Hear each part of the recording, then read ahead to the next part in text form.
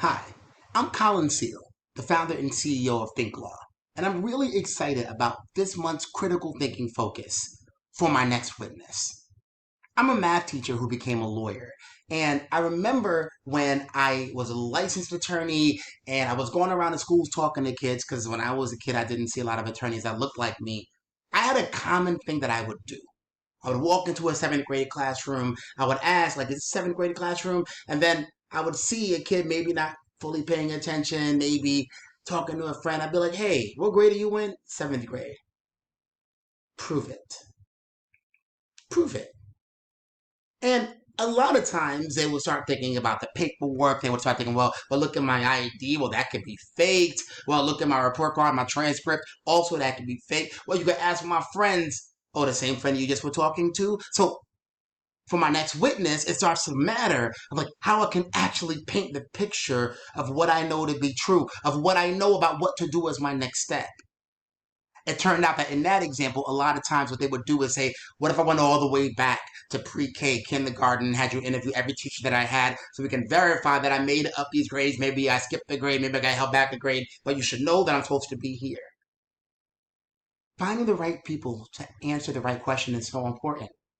Here we are, and a lot of times as leaders, we've got this framework where people closest to the problem often understand the problem the most. But how often do students themselves get to bear witness, get to share testimony about what they know to be true, about things that might need to change or be adjusted? How many times do we look at things from a perspective of not really understanding the data that we have? I like to pose a question that's called the 8% problem. If you were the leader of a district and you found out that only 8% of your black kids were proficient, if you were the leader of a school who knew that only 8% of your ELLs were proficient, what do you do? And so often people start thinking about, okay, well, we're going to start putting in a better curriculum. We're going to start doing more intervention services and more tutoring, and we'll figure out what's broken with the parents and the families. We'll figure out this, we'll figure out that. But maybe I might think about for my next witness, let me talk to the 8% that are successful. Let me see what I can learn, what I can replicate, what I can see and systematize.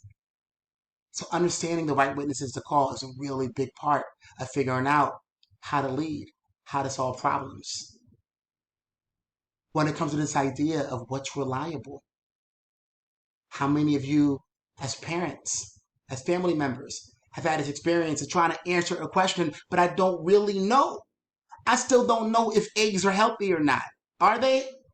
Who do I go to figure out if eggs are healthy? What are the sources that I'm going to rely upon?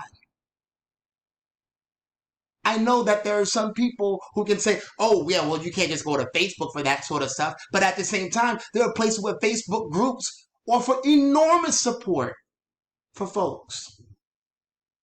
You talk to women that are part of lactation groups. You talk about, even Think Law's Tangible Equity Group supporting educators in asking these right questions and being able to really create a culture, a community of critical thinkers.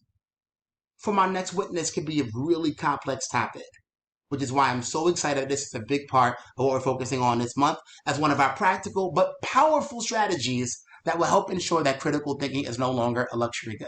I'm Colin Seale, and I'm excited to have you all following our work this month.